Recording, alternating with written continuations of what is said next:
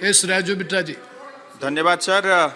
इस बजट में युवाओं के लिए बहुत कुछ है, तो मेरा आपसे निवेदन है कि थोड़ा अधिक समय दिया जाए।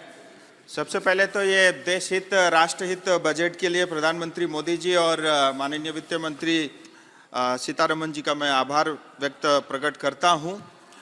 ये बजट प्रधानमंत्री मोदी जी के विकसित भारत विजन 2047 का रास्ता साफ साफ दिखाता है और विशेष करके युवा, गरीब, महिला और किसान सभी को ये सशक्त करता है। सर 2014 में जब प्रधानमंत्री मोदी जी ने देश का बागडोर संभाला, तब देश फ्रेजाइल 5 के नाम से देश के ऊपर एक कलंक था, एक टैग था।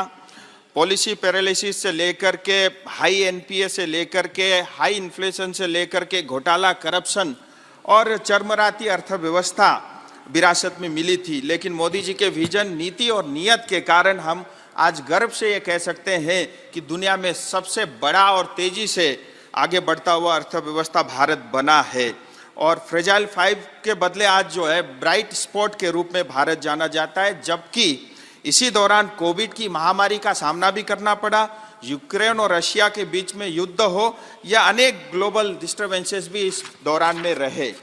बजट के कुछ खास बातें मैं आपके समक्ष रखना चाहूँगा। 5 साल में 2 करोड़ लोगों के लिए नए घर, 3 प्रमुख इकोनॉमिक रेल कॉरिडोर, इंफ्रास्ट्रक्चर के ऊपर में 11 लाख करोड़ से ज़्यादा का बजट, और जहां यूपीए ने 10 साल के अंदर में 12 लाख करोड़ खर्च किए थे, आज मोदी जी के नेतृत्व में 40 लाख करोड़ से ज़्यादा का जोर जो है इंफ्रास्ट्रक्चर पे दिया गया।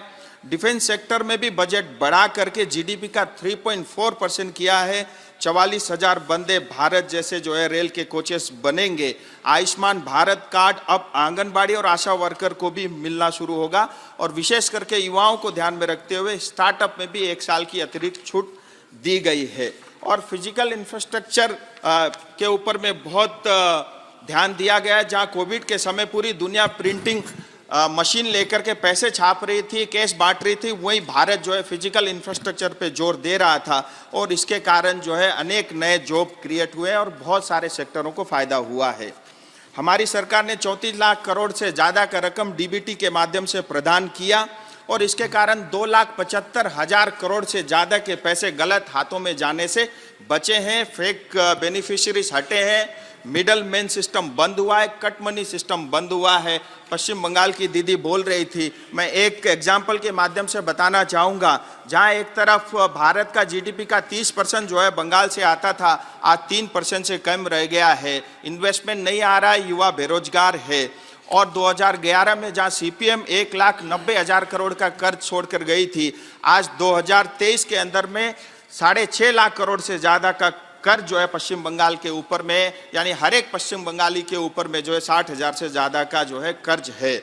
और इनका रोल मॉडल देखिए करप्शन और भ्रष्टाचार का कैसा होता है। मनरेगा के बारे में बोला जाता है पैसा रोका है, लेकिन मैं आपको आंकड़े के साथ कहना चाहूँगा 10.5 करोड़ की आबादी पश्चिम बंगाल की है। जहाँ जॉब कार्ड जो है घर से एक ही को मिलता है, 18 से कम आयु को नहीं मिलता, उसके बावजूद भी 3 करोड़ 78 लाख जो है जॉब कार्ड पश्चिम बंगाल में बने। जैसे आधार को लिंक किया, तुरंत घट के जो है 1.5 करोड़ से ज्यादा जो है इनके फर्जी कार्ड जो है बंद हुए।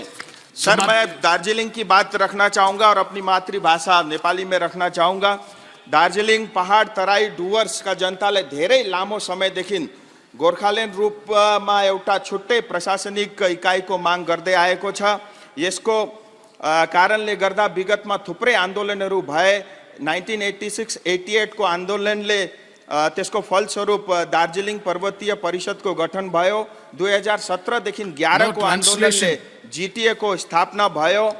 अर्ध स्वायत्त निकाय भनेको जीटीएलाई पनि पश्चिम बंगाल सरकारले चल्न देन। यसको कारण पुनः 2017 में फेरि आन्दोलन भयो। हाम्रो क्षेत्र राष्ट्रिय सुरक्षाको दृष्टिले पनि अत्यन्त संवेदनशील छ।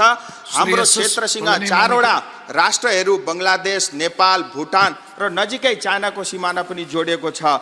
विगतको दशकमा हजारौं रोहिंग्या अनि अवैध हजारौंको संख्यामा